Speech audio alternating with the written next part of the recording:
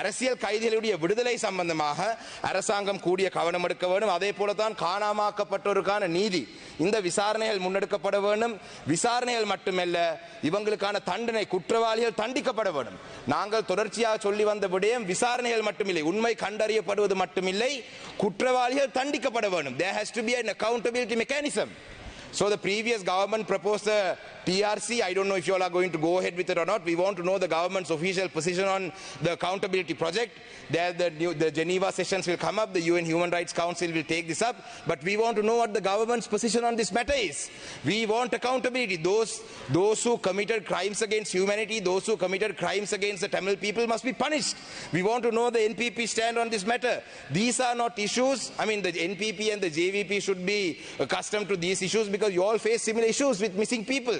So therefore you must be sensitive to this matter. So we want to know what the government's position on these issues are there. Furthermore, there are other issues as well, that the land issues. காணி சம்பந்தமான விடயங்களே கூடுதலான பிரச்சனை தமிழ் மக்களுக்கு இருக்கின்றது. இந்த பிரச்சனை சமத்துவம் என்ற அடிப்படையில் சிங்கள மக்களுக்கு இல்லாத இந்த பிரச்சனை தமிழ் மக்களுக்கு இருக்கின்றது. மிக முக்கியமாக காணி பிரச்சனைகள் சம்பந்தமாக எங்களுடைய மேச்சத்தரையுடன் சம்பந்தப்பட்ட மகாவலி அதிகார சபையினுடைய பிரச்சனை வடக்கு கிழக்கிலே 8 மாவட்டங்களிலும் இருக்கின்றது. மட்டக்களப்பிலே குறிப்பாக மயிலத்தமடு மாதவனை என்ற பிரச்சனை இருக்கின்றது, ஒரு மேச்சத்தரை பிரச்சனை. இதே போலதான் இந்த மகாவலி அதிகார சபையினுடைய பிரச்சனைகள் முல்லைத்தீவாக இருக்கட்டும், வவுனியாவாக இருக்கட்டும், எல்லா மாவட்டங்களிலும் இருக்கிறது, திருவோணமலையிலும் இருக்கின்றது.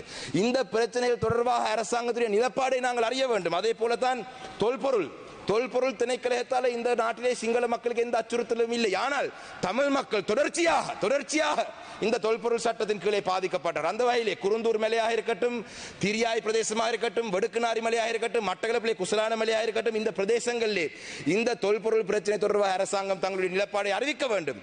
அதே போலதான் ஃபாரஸ்டினுடைய பிரச்சனை 83ஆம் ஆண்டு வரைவு படத்துக்கு போறதாக கடந்த ஜனாதிபதி சொன்னார்.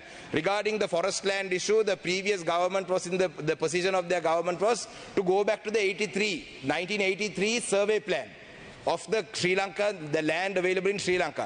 If we go back to that plan, some of these forest land issues can be resolved. So we want to know the government's position on this matter. The National Integration Minister is here, so we want to know, because the forest land issue is a big problem that we face in the north and the east. I'm sure the forest land issues there in the other parts of the country as well, but this is a major problem that we face. Furthermore, there are other administrative related issues that are not existing in the majority areas. Including Kalmunai வடக்கு பிரதேச சேலம் சம்பந்தமான பிரச்சனை, இது நிர்வாக ரீதியான ஒரு பிரச்சனை. இந்த பிரச்சனை தமிழ் மக்களுக்கு எதிராக பயன்படுத்தப்பட்ட ஒரு பிரச்சனை. இது அரசாங்கம் இதுக்கான தீர்வு வழங்க வேண்டும். ஏனென்றால் அரசாங்க கட்சிக்கும் தமிழ் மக்களுடைய வாக்குகள் கிடைத்திருக்கு, நீங்களும் வடக்குகளை வாக்கை எடுத்து அந்த வகையிலே உங்களுடைய நிலப்பாடு இந்த விடயம் தொடர்பாக அறிய வேண்டும். அதே போலதான் about the removal of army camps, the withdrawal army camps. I would like to welcome that the government has taken action. Even the extent of the land was small.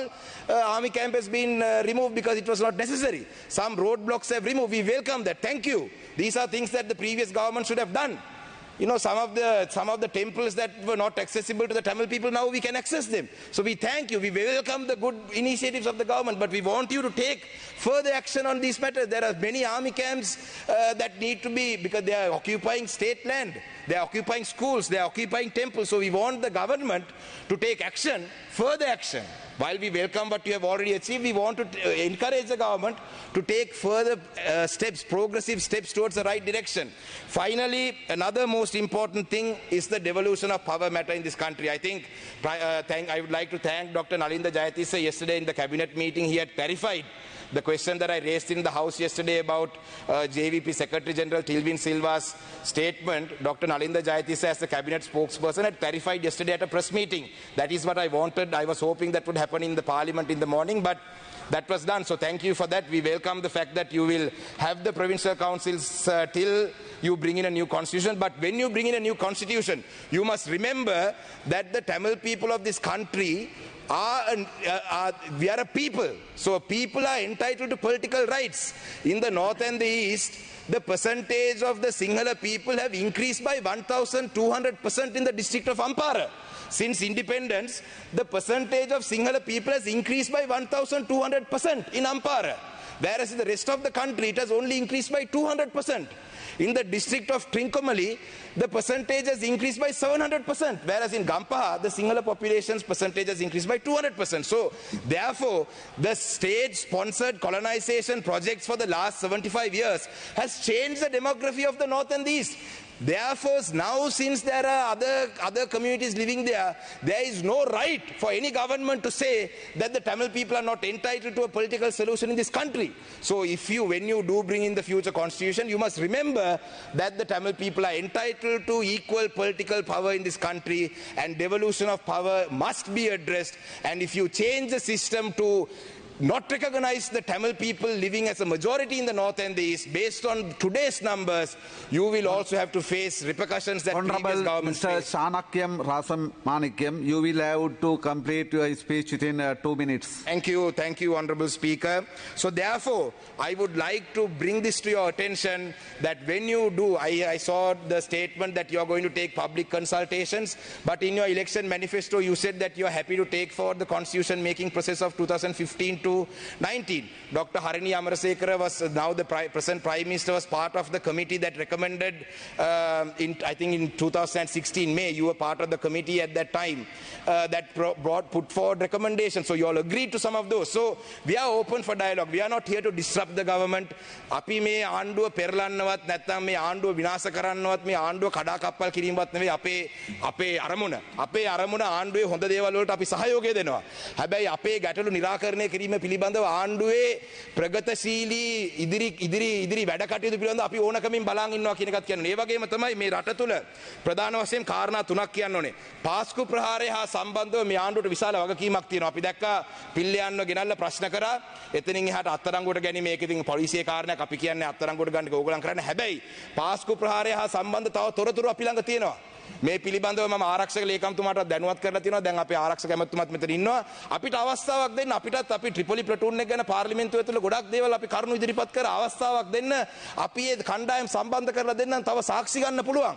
මේක කරන්න. ඒ වගේම තමයි වංචා දූෂණය පිළිබඳව මම හිතන්නේ මඩ කලපේ මට ඡන්ද 65000ක් ඉතිහාසයේ වැඩිම ප්‍රමාණයක් හම්බුනේ NPP එක කිව්වා හා සමාන දේවල් අපිත් කිව්වා. දූෂණය නවත්තන්න, වංචාව නවත්තන්න.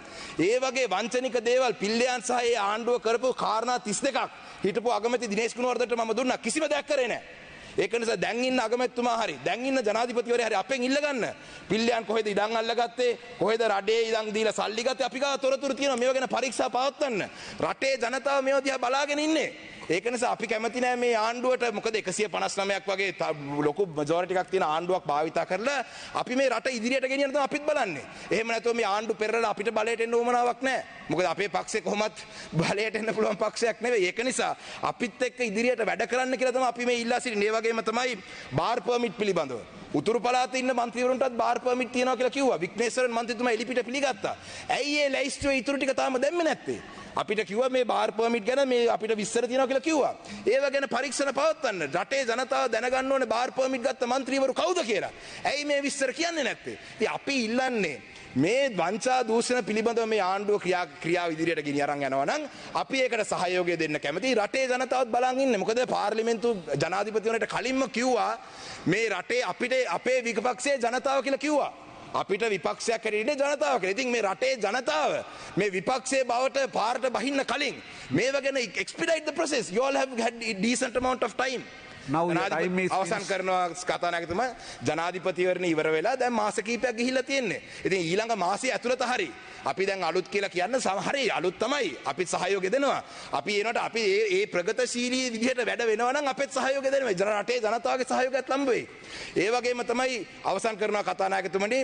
fuel prices, electricity prices පිළිබඳව යම් යම් ප්‍රශ්න දැන් මතුවලා තියෙනවා. ඉතින් ඒව ගැනත් ඉදිරි අනාගතේ අපිට ලැබෙන වෙලාවේ අපි කතා කරමු. ඒක නිසා මේ ආණ්ඩුවටත් සුබපතමින් අපේ සහයෝගය හොඳ දේවල් වලට හැම අවස්ථාවෙම තියෙනවා කියන එකත් ප්‍රකාශ කරමින් මගේ කතාව අවසන් කරනවා. වෙලාව ලබා දුන්න කතානායකතුමාටත් මම ස්තුති කරනවා. බොහොම ගරු HM සුසිල් රණසිංහ